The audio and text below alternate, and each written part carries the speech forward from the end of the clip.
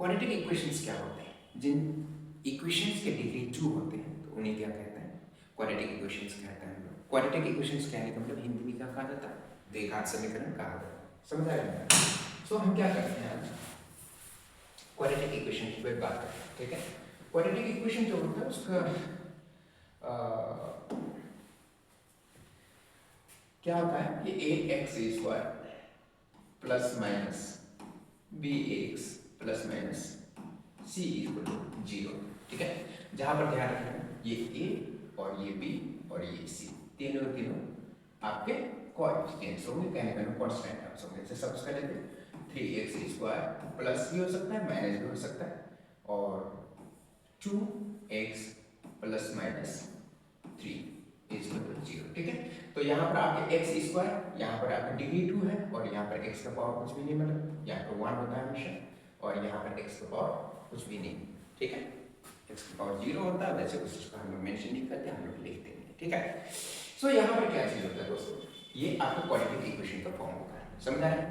अब हम क्या करते हैं यहाँ पर कि क्वाड्रेटिक इक्वेशन जो होते हैं इसको सॉल्व करने के तरीके क्या क्या होते हैं, हम लोग इस चीज के बारे में चर्चा करेंगे, ठीक है? क्वाड्रेटिक इक्वेशन जो होता है उसको सॉल्व करने के तरीके क्या क्या होते हैं। 10th क्लास बेसिकली कहा जाए तो पहले क्या होता था कि इसमें 3 मेथड्स होते थे आप लोगों के क्लास में।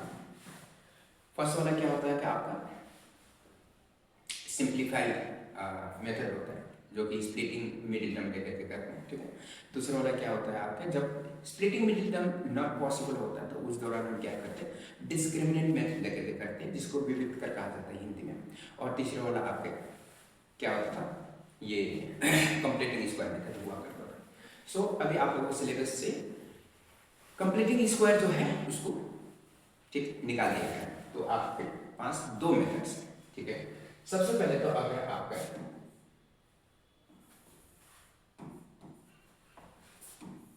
ठीक है इस प्रकार से हम करें, फर्स्ट वाला आपका मतलब स्प्लिटिंग मिडिल टर्म है, ठीक है?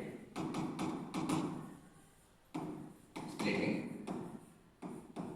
Middle term, splitting middle term में क्या होता है, सपोज कर लेते हैं कि आपका x² प्लस 3x यहाँ पर 2 रख दीजिए प्लस 1 0, ये होता है। समझ आ रहा है क्या? अब यहाँ पर हम लोग क्या कर लेते हैं देख लेते हैं, इस चीज को मल्टीप्लाई करेंगे a इंटू सी, यहाँ पर a इक्वल टू क्या है आपका 2 है, b इक्वल टू आपका 3 है और c इक्वल टू आपका 1 है ना? तो सबसे पहले हम a इंटू सी को मल्टीप्लाई करेंगे, a into C equal to क्या हो जाएगा आपका 2 इंटू 1 इक्वल टू 2।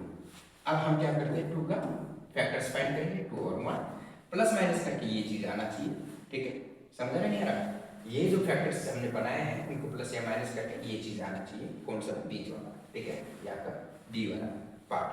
सो इसमें हमारा क्या हो जाएगा 2x² प्लस 2 1 जा 2 प्लस 1 इज आपका 3 होगा, है ना? फिर क्या हो जाना चाहिए 2 इंटू 1 इज इक्वल टू क्या होगा 2 होना चाहिए। समझ आ रही है? सो यहाँ पर क्या हो जाएगा आपका कि 2x plus x plus 1 equal to 0 हो जाएगा। क्लियर बात? तो इसमें आपका क्या हो जाएगा कि 2 में 2 कॉमन हो जाएगा, x भी कॉमन आ जाएगा इन दोनों में से, ठीक है? इसके और इसमें से अगर देखा जाए तो सो इसमें आपका x प्लस 1 हो जाएगा प्लस इन दोनों में से कोई कॉमन नहीं है, 1 कॉमन आएगा हमेशा, तो x plus 1 is equal to 0, ठीक है? तो दोस्तों हमेशा ध्यान रखिएगा कि अगर ये ब्रैकेट के अंदर जो भी कंपोनेंट्स हैं इस ब्रैकेट के अंदर के कंपोनेंट्स के साथ सेम होना चाहिए, दोनों मैच होना चाहिए, ठीक है? दोनों सेम होना चाहिए, तब तक 2x प्लस 1 ये ऐसे हो जाएगा और x प्लस 1 कॉमन आ जाएगा, x प्लस 1 कोई दिक्कत नहीं। अब यहाँ पर क्या हो जाएगा आप लोगों का कि हम इस प्रकार से देखते हैं इसे, ठीक ये होगा। तो हम क्या करते हैं यहाँ पर आपका 2x plus 1 is equal to 0, ठीक है? यहाँ पर 0 है, इसको हटा दीजिए अभी और अगला वाला क्या चीज़ है x plus 1 is equal to आपका 0 हो जाएगा, 2x plus 1 is equal to आपका नहीं sorry 2x is equal to क्या हो जाएगा आपका -1, ये उस तरफ जाकर -1 हो जाएगा, x इज इक्वल टू कितना हो जाएगा आपका -1/2 हो जाएगा, ठीक है? ये हो जाएगा, समझ आ रही है? और यहाँ पे x इज इक्वल टू आपका -1 हो जाएगा। अब यहाँ पर क्या हो जाएगा दोनों x के वैल्यूज हैं, जो x के वैल्यूज आए हैं ये यहाँ पे उनके रूट्स में समझ आएंगे ना। सो x इज इक्वल टू -1/2 और x इज इक्वल टू -1, ये दोनों ही आपके क्या होंगे, इस प्रोडक्ट एक्सप्रेशन के रूट होंगे, ठीक है। रूट कहने का मतलब मूल। अच्छा अब ठीक है, इस प्रकार से ये आप लोगों का कौन सा होगा मेथड, स्प्लिटिंग मिडिल टर्म, जो कि आप लोगों ने 8th क्लास में भी स्टडी किया होगा। होप सो आप लोगों को समझ आया है, ठीक है। अब अगले वीडियो में हम लोग क्या करेंगे, डिस्क्रिमिनेंट मेथड जो है उसके किस हिसाब से सॉल्व किया जाता है उसके बारे में चर्चा करेंगे, ठीक है। Thank you so much.